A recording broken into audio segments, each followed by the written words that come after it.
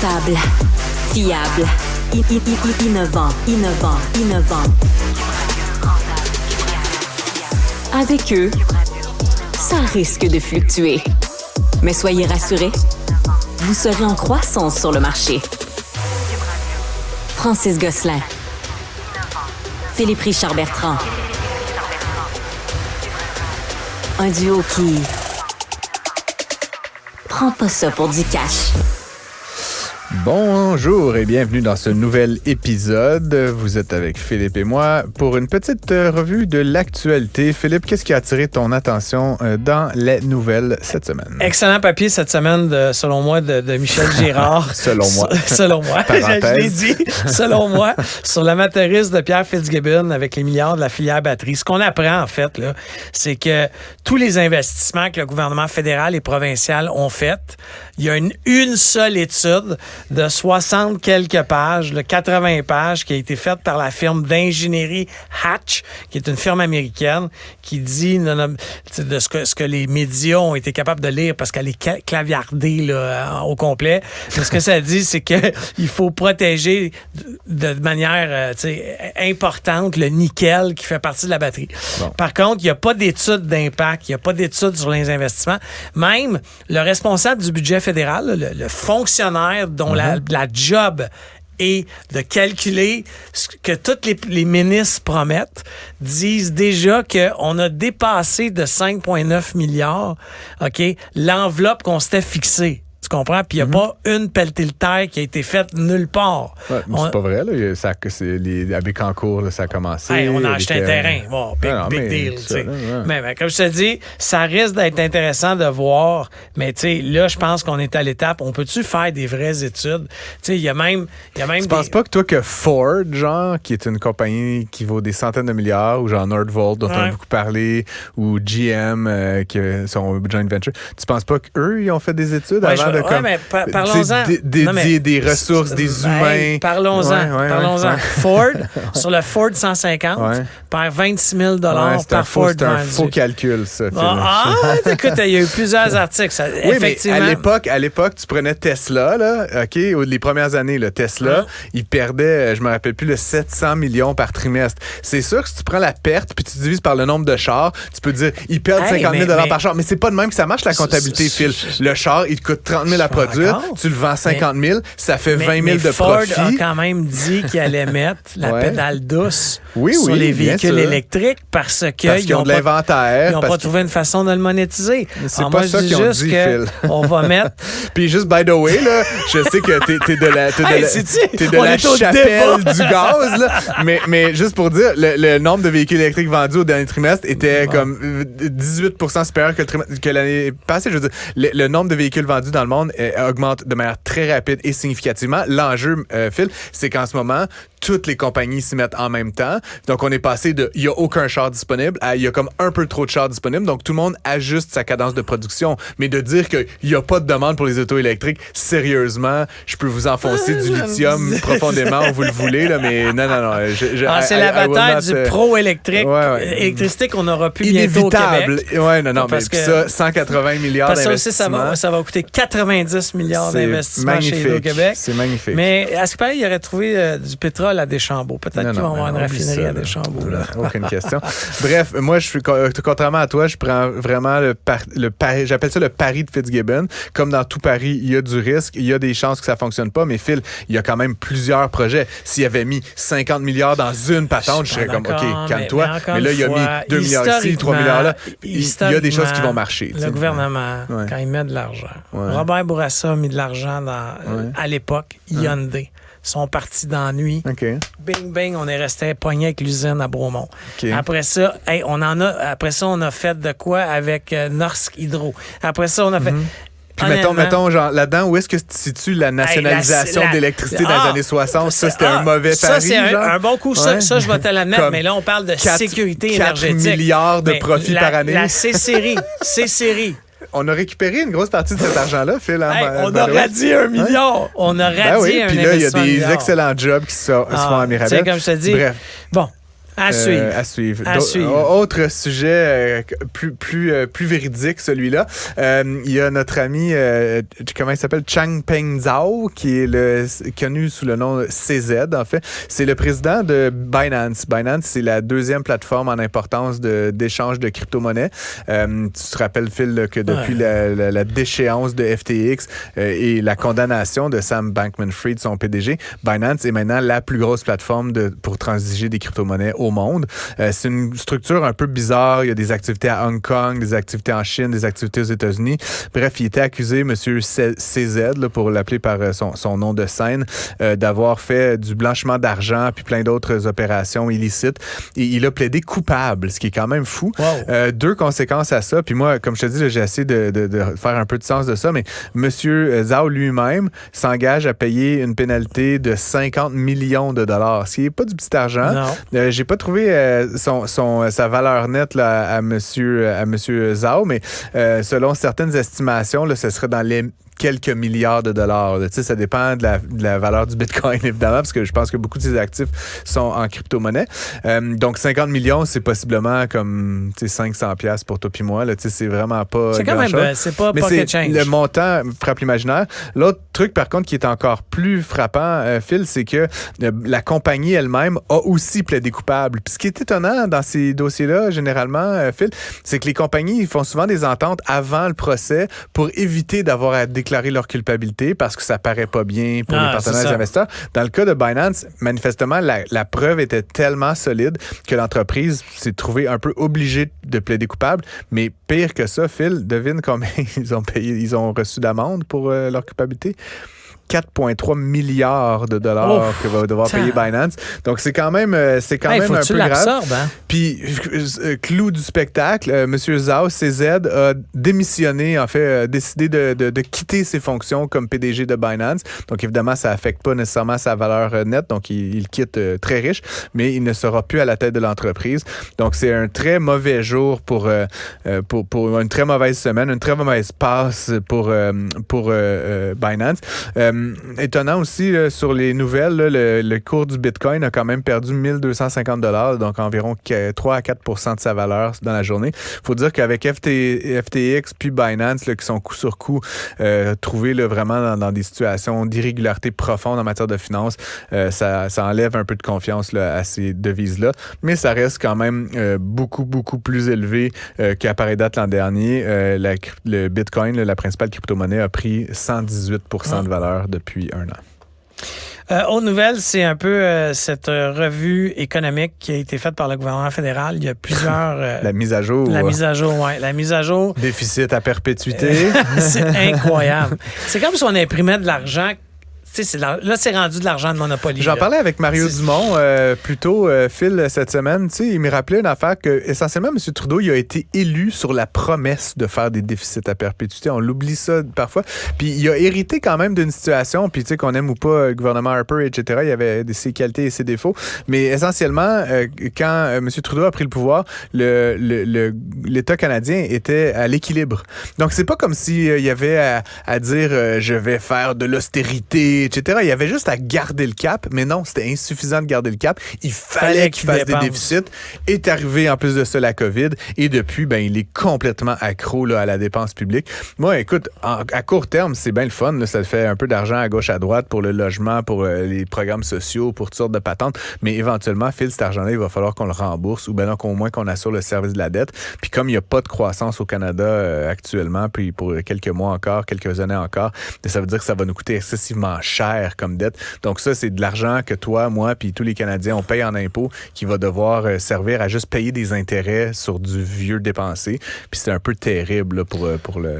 Notre... Moi, j'ai été vraiment déçu parce que dans cette mise à jour économique-là, il y a rien par rapport aux prêts d'urgence, là, dans le sens où les prêts d'urgence sont maintenus en remboursement. C'est un peu tard, Phil, pour espérer un... Ça serait vraiment mini-moins-une. Honnêtement, tu regardes moi, ce qui m'a fait vraiment sursauter, là, c'est qu'il y a des criminels qui ont été condamnés par la justice, qui sont en prison en ce moment, qui ont des sursis de paiement de 4 ans sur leurs amendes. OK? C'est documenté. Mais l'entrepreneur qui essaie de s'en sortir, qui n'est pas un criminel, lui, il va falloir qu'il se saigne dans quelques semaines. Tous les entrepreneurs sont des criminels, Phil. Ouais, c'est bien. C'est ça. J'aimerais bien. C'est Black Friday. Ouais. Cyber Monday. Toi, tu es un gars de tech. Qu'est-ce que tu penses de ça? C'est sûr que cette année, on s'attend à ce que plusieurs, en fait mondialement, là, mais au Québec, on va faire beaucoup d'achats. Les achats de Noël risquent d'être faits. C'est devenu la période de l'année où tu achètes tes cadeaux de Noël. À certaines époques, je sais pas si tu te rappelles, c'était le 26 décembre. Là, mais là, c'est vraiment rendu... C'est Boxing Day. Le Boxing Day, mais là, c'est rendu le vendredi fou. Et là, je sais plus comment ils l'appellent le lundi. Là, le cyber-lundi. Le cyber-lundi et le vendredi fou. Par contre, moi, ce que j'aimerais rappeler aux gens, surtout cet épisode-là va être libéré vendredi, c'est essayer d'acheter local. Il y a des commerçants locaux, que ça soit chez Archambault, que ça soit chez l'épicier du coin. Les commerçants locaux vont faire des offres également sur le web et d'essayer de s'en prévaloir. Il y avait un papier dans le Journal de Montréal à ce sujet-là qui disait que les commerçants locaux avaient un peu comme peur essentiellement de pas bénéficier autant que les grands joueurs du web là, de cette saison-là. Moi, ce que j'ai lu quand même, Phil, c'est que de manière assez régulière, là, depuis plusieurs années, le Black Friday, Cyber Lundi perdent de leur intérêt pour l'ensemble des consommateurs en Amérique du Nord. Pour plusieurs raisons, évidemment. Je ne sais pas si tu as remarqué, moi, ça m'a vraiment frappé cette année. Là, peut-être que c'est une affaire qui nous frappe chaque année, mais en tout cas, il me semble que cette année, ça m'a frappé. Christy, ça fait 2 semaines que c'est le Black Friday. Ouais, c'est ça. Mais c'est parce que là... Fait que là, il arrive quoi le Black Friday? Le truc qui est déjà 30% de rabais, ça me surprendrait bien gros que ce soit 40 ou 50%. D'ailleurs, je me suis acheté un drone, Phil, un petit drone là, que tu n'as pas besoin de permis pour conduire. Et puis, je l'ai le 3e jour que je l'avais, j'ai foncé dans un fil électrique. Puis voilà, j'ai plus de drone.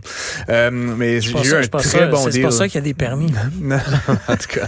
Mais c'était un très bon deal que j'ai eu sur ce drone-là. Tout ça pour dire, il y a de moins en moins un pic dans la consommation le vendredi fou et le cyber lundi. Tu sais, l'époque là, on va sûrement encore voir des images, mais tu sais, à une époque, le monde, là, il passait la nuit là, devant les Walmart là, puis les Best Buy là, avec des tentes, là, puis ça se battait. Là, tu te rappelles? C'est moins ça maintenant. Puis évidemment, parce qu'il y a une grosse partie de ça maintenant qui se fait sur Internet, puis comme je dis, qui se prolonge. L'autre affaire que je trouvais intéressant, c'est dans un article de Forbes que j'ai consulté. Les gens sont pas dupes. Ils savent que s'ils achètent pas le vendredi, puis que le détaillant, il y a encore de l'inventaire, ben 1 semaine, 2 semaines, plus il se rapproche de Noël, plus il va être comme un peu pogné à continuer à faire des rabais. Donc, tu n'as pas un avantage définitif à acheter ce jour-là, sachant que plus tu repousses, puis collectivement, là, plus on repousse, plus il reste de l'inventaire, plus les rabais vont être intéressants. Donc, éventuellement, les gens vont peut-être se repousser vraiment plus à la dernière minute avant Noël pour faire des cadeaux puis acheter de l'électronique. Bien, encore une fois, pensez aux détaillants québécois. Là, juste dans le sport, on est bien servi au Québec, que ce soit Attitude Sport, que ce soit La Dernière Chasse, qui est un site qu'on affectue. Qui est aussi Altitude Sport. Qui est Altitude Sport, mais qu'on aime bien, moi et toi, je le sais. Que ça soit Sport Expert, Cell, peu importe, là, je peux pas toutes les nommer. Les scooters Apollo. Les scooters Apollo, les trottinettes. Faudrait qu'on invite ce gang-là en studio, je suis sûr qu'on serait mais essayez de contribuer un peu à l'essor économique du Québec en choisissant un fournisseur québécois. Passons vite, Phil. C'est des nouvelles qui, pour moi, étaient plutôt bonnes, honnêtement. Je sais que ça a été cadré comme un peu négativement, mais Hydro-Québec a dévoilé ses résultats pour les 9 premiers mois de l'année, ces derniers jours. Le bénéfice net a chuté par rapport à la même période de l'année dernière, mais il faut dire 2 choses. L'année dernière, le prix du pétrole était comme hyper élevé, ce qui fait que comme produit de remplacement, l'électricité, surtout à l'exportation, était très intéressant. Donc, il était possible de le vendre plus cher au kilowattheure. L'autre affaire, c'est qu'on a eu un printemps, tu te rappelles les feux, là, tu sais, un printemps où il y avait déjà peu de neige au sol et où il y a eu très peu de précipitations, ce qui fait que nos barrages étaient relativement à des niveaux faibles. On n'avait pas la capacité d'exporter autant sans mettre en danger notre approvisionnement local, ce qui fait qu'on avait moins de disponibilité. Mais, tu sais, entre nous, pour les 3 premiers mois, la Société d'État a fait 3 milliards de profits. On s'enligne pour en faire 4 probablement cette année, peut-être plus. Honnêtement, it's a very good year, malgré tout, toutes choses étant égales par ailleurs. Tu sais, c'est sûr que si tu compares à la meilleure année historique, tu vas toujours dire c'est moins bon cette année, mais honnêtement, c'est quand même une très, très bonne année. On en parlait là, tout à l'heure en se chicanant un peu, mais tu sais, Hydro-Québec est dans une position là, intéressante actuellement. Il y a beaucoup de demandes pour notre produit. C'est un produit propre, renouvelable, etc.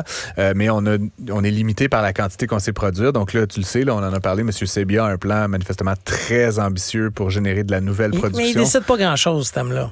Non. C'est Fitzgibbon. Je pense que tu connais pas beaucoup Michael Sabia. On l'invitera à l'émission. Les marching orders viennent du... Vite, t'es un grand fan de football. Oui, mes deux enfants jouent au football. Donc, en fin de semaine, surprise, je leur ai fait une surprise. On est allé voir le match de la Coupe Grey à Hamilton. Bon, t'as-tu compensé tes émissions de carbone là, pour avoir brûlé 8 dinosaures d'essence? Non. T'es allé en hélicoptère. Non plus.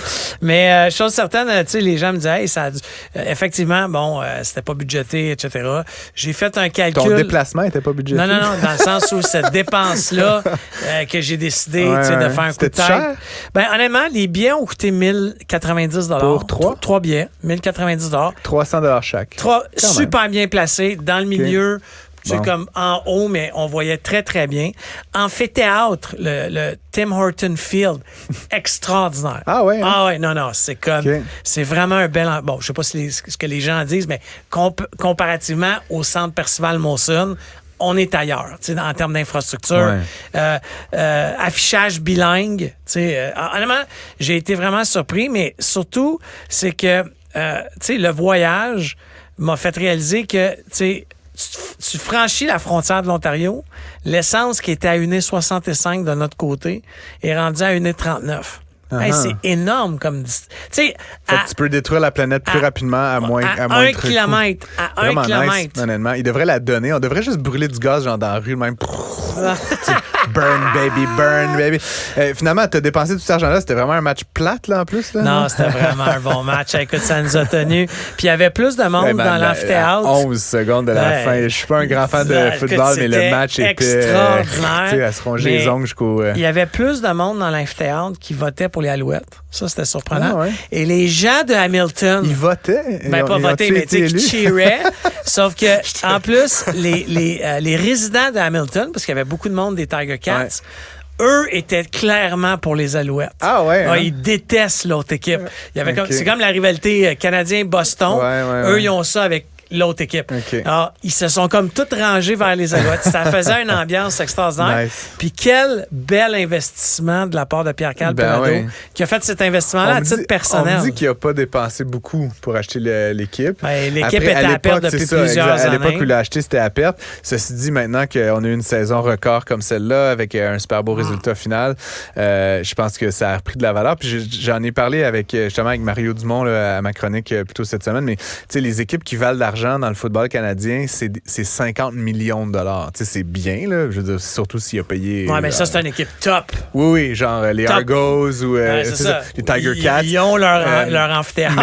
Oui, c'est ça. Mais je trouvais juste ça fou que, genre, les équipes, mettons, de hockey, là, genre le Canadien, c'est quelque chose comme 2 milliards de dollars. Puis les équipes de football anglais, c'est comme encore plus. Mais tu sais, 50 millions, pour toi puis moi, c'est infini d'argent. Mais tu sais, c'est comme dans cet univers-là, le football canadien, c'est vraiment mais Little League. C'est comment que tu te le rentabilises après. Mais pour Pierre-Carl Pelado, même si ça vaut la moitié de ça, non, mais bravo, il est rentré dans son argent. Il l'a fait au début. On pensait pas ça en début de saison. En début de saison, les Alouettes, on pensait pas qu'on allait vivre ce grand moment-là. Toi qui es un fan de football, là, on finit là-dessus, mais c'est quoi l'impact d'avoir un nouveau propriétaire comme Pierre-Carl Pelado? Est-ce que c'est 1% du résultat ou c'est vraiment ça n'a rien à voir avec moi, le ce que je peux te dire, c'est que moi, je l'ai vécu avec le Canadien de Montréal quand George Gillette est arrivé à l'époque. Quand George Gillette là, a mis la main sur le Canadien pour une bouchée de pain, son investissement cette année-là,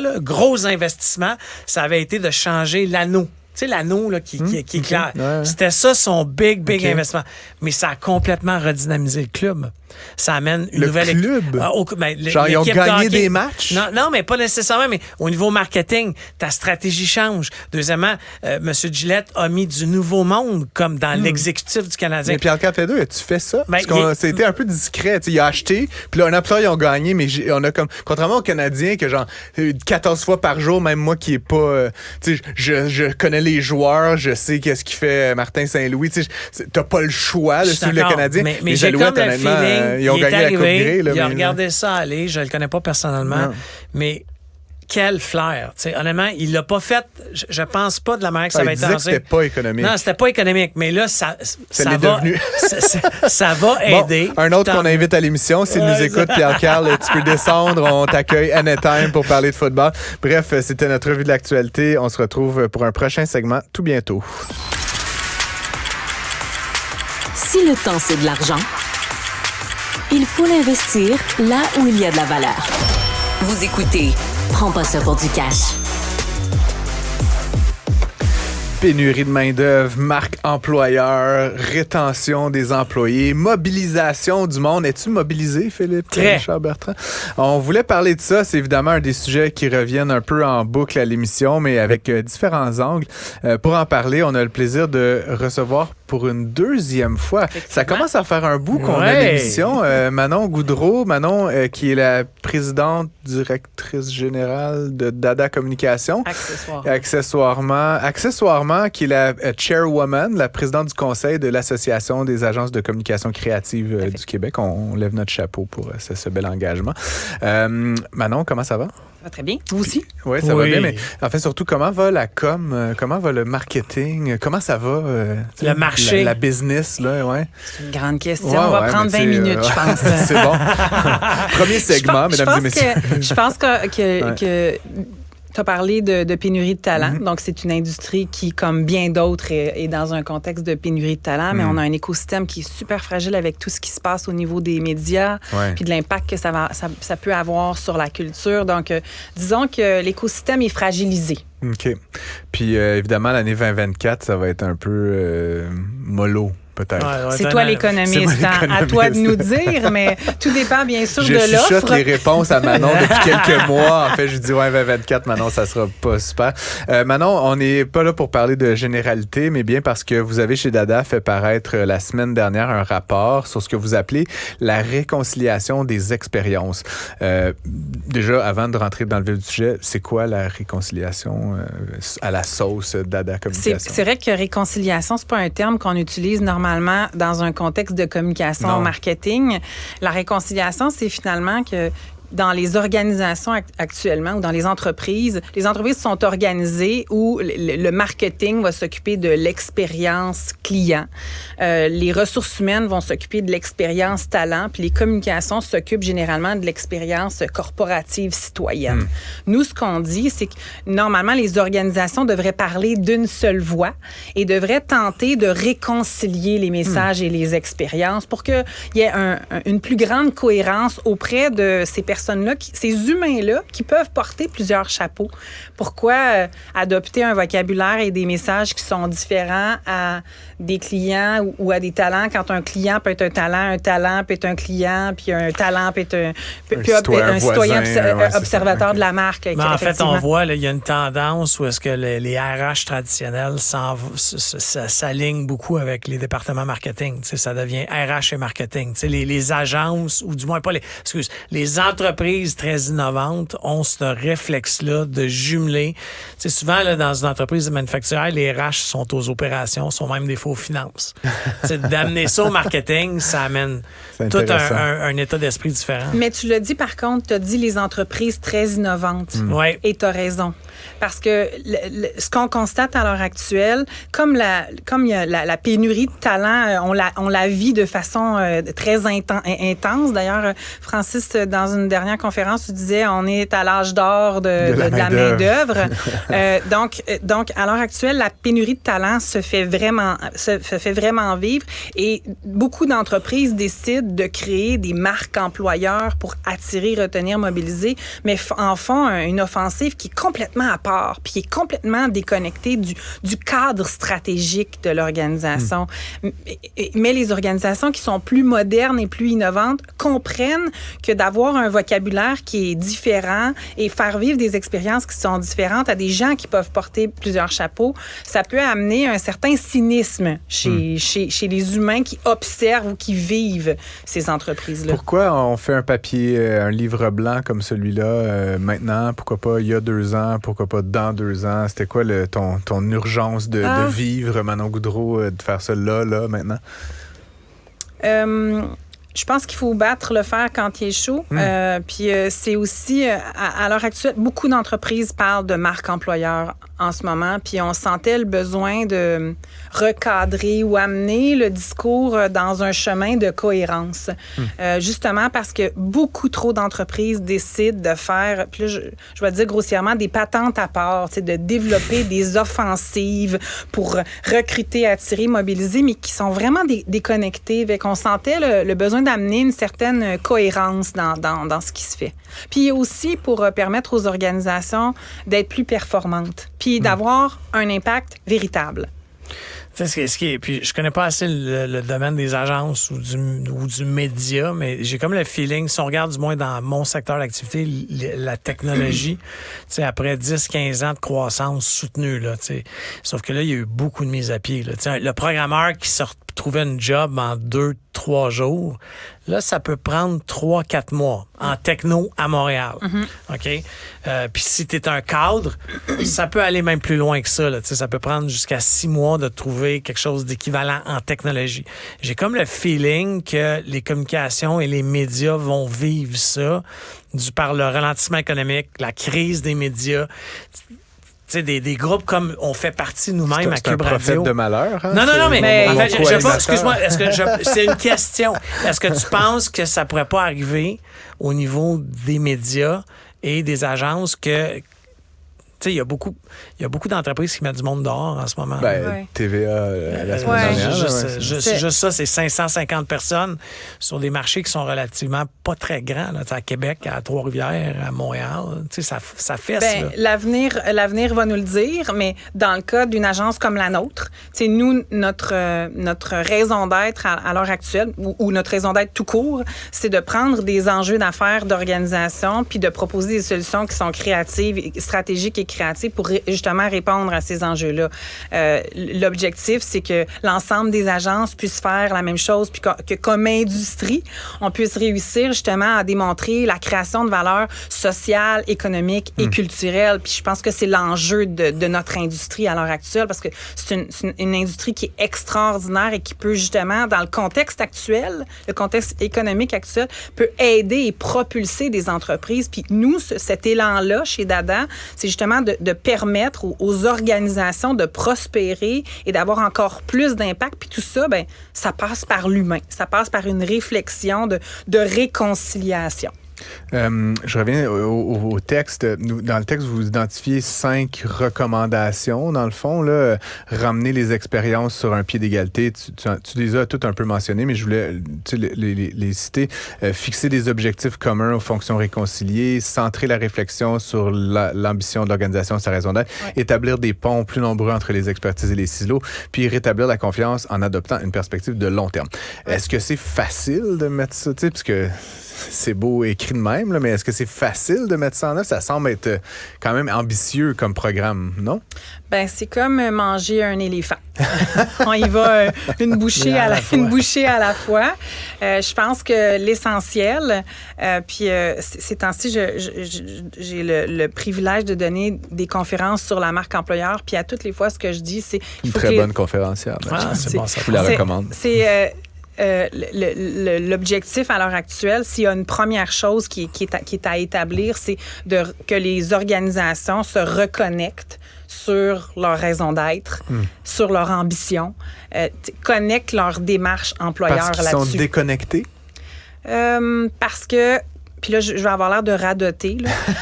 Mais parce que souvent, les démarches employeurs à l'heure actuelle, les organisations veulent faire vite et le font à des fins attractives seulement. Et ça fait en sorte que c'est pas connecté à la colonne vertébrale de l'organisation. Puis la colonne vertébrale, son cadre stratégique, c'est sa mission, sa vision, puis ses valeurs. Puis ça, c'est hyper important. Après ça, en deuxième temps, Francis, pour répondre à ta question, est-ce que c'est facile de faire tout ça? Je pense qu'il faut d'abord avoir une intention stratégique, souhaiter être plus cohérent, plus performant. Puis ça passe, entre autres, par cette réflexion de réconcilier à la fois les communications, mais les expériences aussi. Manon, tu es récemment diplômée du Collège des administrateurs de sociétés Québec. De l'Université Laval. L'Université Laval. Félicitations. C'est gentil. Puis, parenthèse, ces derniers jours, là, on a beaucoup parlé de l'histoire de OpenAI puis de Sam Altman. Tu connais peut-être pas les détails, je sais pas si tu as suivi ça, mais c'est quand même le CA qui initialement a mis le PDG dehors. Puis, mais il était arrivé la même chose à Steve Jobs il y a quelques années, pour exactement les mêmes raisons. Sauf que là, je lisais ces derniers jours, là, il y a, je pense, 500 ou 700 employés qui menacent de démissionner là, dans la foulée. Après ça, il a été engagé dans le même week-end par un des actionnaires. Oui. Mais moi, ma question pour toi, Manon, c'est un enjeu de gouvernance, tout ça. Ça a commencé avec un conseil d'administration. Est-ce que les CA, des PME, des OBNL, des théâtres, de la Caisse de dépôt en font assez en matière de RH, en matière de réconciliation, à ce niveau-là, là, de justement des administrateurs? Parce que j'ai l'impression que le livre blanc s'adresse surtout à des dirigeants exécutifs. Là, mais, absolument. Ouais. Mais je pense qu'ultimement, les conseils d'administration, voire les comités aviseurs, là, dans le cas des entreprises, sont de plus en plus... On cherche de plus en plus des profils d'administrateurs qui ont ce souci-là des ressources humaines. Hein. Dans le passé, on cherchait surtout des gens de finances, des avocats, d'opérations, de TI. Le profil RH est de plus en plus en demande, justement, compte tenu de l'importance de valoriser des métiers, puis les défis que rencontrent les organisations à l'heure actuelle pour attirer des talents. Donc, à ta question, je pense qu'il faut être sensible. Il faut que les CA soient sensibles à l'importance de parler d'une seule voix. Et donc, pas faire comme OpenAI. C'est la conclusion. C'est un peu bizarre, la que ça a été fait. Ouais. Si quelqu'un, monsieur, madame, tout le monde veut se procurer le livre blanc que vous avez fait, on fait comment? On t'écrit à toi? On va sur le site web? Je peux donner son numéro de téléphone. agencedada.com/réconciliation. OK. Puis on télécharge. Vous téléchargez, c'est gratuit, puis c'est plein de contenu à la fois sur l'expérience client, l'expérience talent, puis l'expérience corporative citoyenne, puis on débroussaille tout ça, puis on donne justement des bonnes stratégies et tactiques pour mettre tout ça en place. J'y ai peut-être un peu contribué aussi. C'est correct, c'est correct. Mais moi, je vais aller chercher parce que nous, c'est au cœur de nos réflexions en ce moment. Là. On est vraiment là-dedans. Puis on a réalisé dans la dernière année, on ne sait pas pourquoi, puis on l'a pas fait. Les gens pensaient que c'était une stratégie, mais c'était zéro une stratégie. Là. C'est comme une loc. On a fait beaucoup de publicité par rapport à comment c'est le fun de travailler dans notre bureau avec des vrais employés. Cette campagne-là nous a amené plus de clients. C'est extraordinaire. que d'employés. Il y a quelqu'un qui m'a dit, ouais, mais là, on n'embauche pas avec ça. Et j'ai dit, arrête pas ça, là. On gagne des clients. Ça fait juste continuer. Mais peut-être ça doit parler aux gens de faire ce type de campagne-là. À l'heure actuelle, il y a une grande entreprise qui le fait de façon magnifique et c'est Beneva. Parce que ce qu'on comprend de Beneva, c'est que Beneva, c'est du bien bon monde.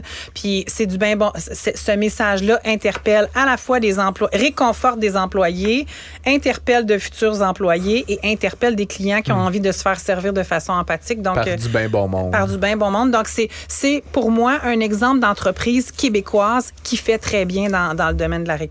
La madame était bien contente. C'était une campagne de Walmart. La madame était bien contente. Qui était une forme de réconciliation, peut-être avant le temps. On peut dire. Je ne sais pas si je citerais Walmart comme un exemple d'expérience talent. Ce sont des associés. Mais on peut dire que Beneva fait bien dans ce domaine-là. Je ne sais pas s'ils sont dans la table de capitalisation, les associés de Walmart. Manon Goudreau, présidente, directrice générale, j'hésite à chaque fois, présidente de Dada Communication et présidente du conseil, surtout de l'Association des agences de communication créative du Québec. Merci beaucoup d'avoir été avec nous. Avec plaisir, toujours un plaisir de vous voir. Il y aura une troisième fois. Jamais 203. Jamais 203. Tu comprends rien? Prends pas ça pour du cash.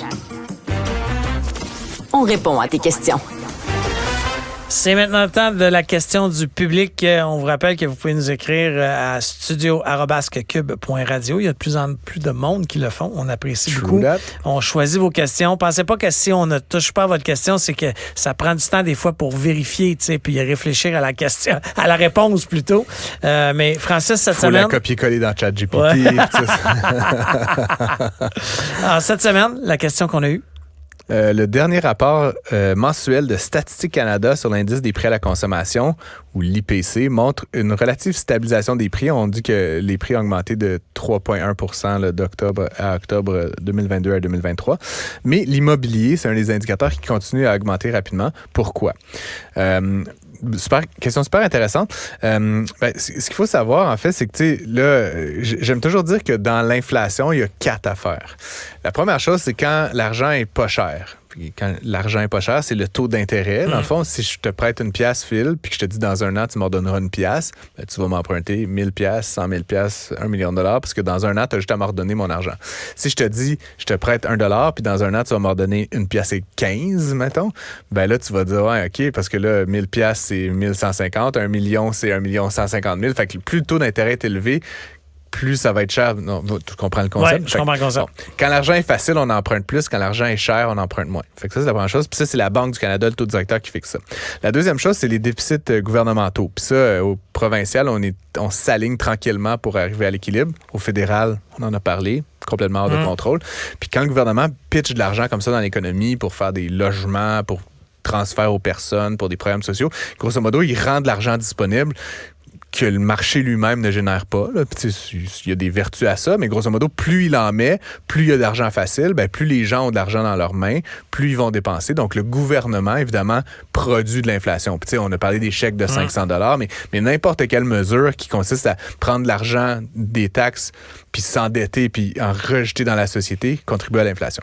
La troisième affaire, c'est la logistique. Là, on a parlé, là, à un moment donné, il y avait des grèves d'impôts.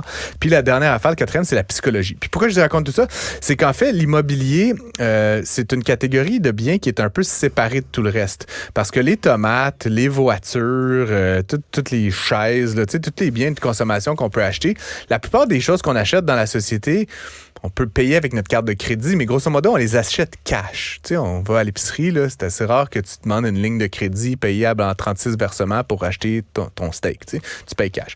Les voitures, c'est un genre de bien mitoyen. Évidemment, la plupart des gens font financer la voiture, mais tu as des alternatives. Si le taux est très élevé, tu peux acheter un véhicule moins cher, voire acheter une minoune à 3-4 000 piastres cash. Donc, tu as des alternatives. Dans le logement, pour beaucoup, beaucoup de monde, à peu près 2/3 de la population, tu n'as pas vraiment le choix d'emprunter de l'argent, à moins que tu aies 400-500 000 cash qui traînent dans tes poches. Quasiment tout le monde qui habite à quelque part au Canada doit faire affaire avec du crédit.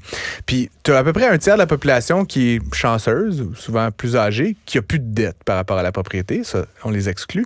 Mais pour le reste, tu as les gens qui sont propriétaires. Ça, c'est des gens donc qui sont sensibles aux variations de taux d'intérêt. Mais tu as aussi les gens qui sont locataires, qui sont indirectement sensibles au taux d'intérêt. Si le quadruplex que j'achète, Phil, il faut que je le fasse financer à 8 %, bien, je te parie que je vais charger, je vais vraiment mettre de la pression sur les loyers à la hausse. Si je suis un développeur qui construit des logements locatifs, puis que pour financer mon terrain, puis mon bois d'œuvre, puis mes employés, entre le moment où j'ai le projet puis le moment où je le loue, effectivement, il faut que je paye 10 % d'intérêt, bien, je vais charger un loyer plus cher quand je vais mettre le projet en vente. Et donc, pour autant les locataires, autant les propriétaires, quand le taux d'intérêt augmente comme il l'a fait en 2022 puis 2023, ça met une pression à la hausse sur le prix de l'immobilier. Puis ça fait en sorte que pendant beaucoup plus longtemps que le reste des biens dans l'économie, même quand le loyer de l'argent est cher, même quand les gouvernements dépensent moins, même quand la psychologie des consommateurs est un peu pessimiste comme elle est actuellement, ce bien-là, il continue d'avoir de l'inflation en raison d'un problème d'approvisionnement essentiellement. Fait que c'est ça. Puis il y avait une sous-question là, que je voulais juste vite faire là, avant de vous quitter, mais quelqu'un me demandait quand est-ce que les prix vont baisser. C'est intéressant cette question-là. Jamais.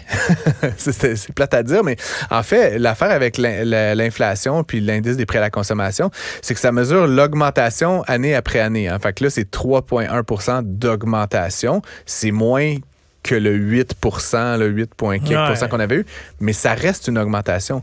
De manière générale, sauf une crise là, fabuleuse, là, très grave, les prix ne baissent jamais. Les prix augmentent moins vite. Et donc, éventuellement, la Banque du Canada a la cible du 2 % là, la livre de beurre va rester à 6 piastres. Puis après, à 6,8, puis à 6,16, puis à 6,25, elle va continuer à augmenter. Par contre, puis ça, je sais que dans la psychologie, là, on le sent pas, mais la plupart plupart des gens, puis Statistique Canada le dit, la plupart des gens l'année dernière ont eu une augmentation de salaire de 5 %. Puis c'est pas mal la deuxième année consécutive que c'est à ce niveau-là. Fait que oui, les prix, notamment de l'épicerie, ont peut-être augmenté de 18 %, mais si année après année, tu as une augmentation de ton salaire de 3, 4, 5 %, éventuellement, tu rattrapes. Donc oui, le livre de beurre est à 6 $, mais tu gagnes plus 40 000, tu gagnes 43 000, tu gagnes 48 000, tu gagnes 50 000. Tu sais, je disais à la blague à une de mes amies, un jour, Phil, là, une canette de Coke, ça va coûter 100 $. Mais tout le monde va gagner $1 million par année. Tu comprends? C'est juste ça, l'inflation. Puis 100 $ quand tout le monde gagne 1 million. Sauf que tu pourrais dire que ces gens-là sont millionnaires, mais ils vont habiter quand même dans des petits appartements parce qu'un million, ça va être le salaire minimum. C'est pas tout le monde qui donne 5 %. Même le gouvernement du Québec, en ce moment, offre pas 5 % par année. Comme je te dis, ce sont des moyennes. Oui, c'est ça, exactement. Écoute, là, je veux pas rentrer dans les histoires de grève. On fera tout un topo là-dessus si ça t'intéresse, mais pour ce show-ci, on va s'en tenir aux chicanes qu'on a déjà eues. Mesdames et messieurs, merci d'avoir été à l'écoute. Pour nous contacter, peut-être? Oui, studio@cube.radio ou trouver Francis Gosselin ou moi-même sur les médias sociaux. Bonne fin de journée et à la prochaine. L'émission Prends pas ça pour du cash est aussi un balado. Écoutez au moment qui vous convient en vous rendant sur l'application ou le site cubradio.ca.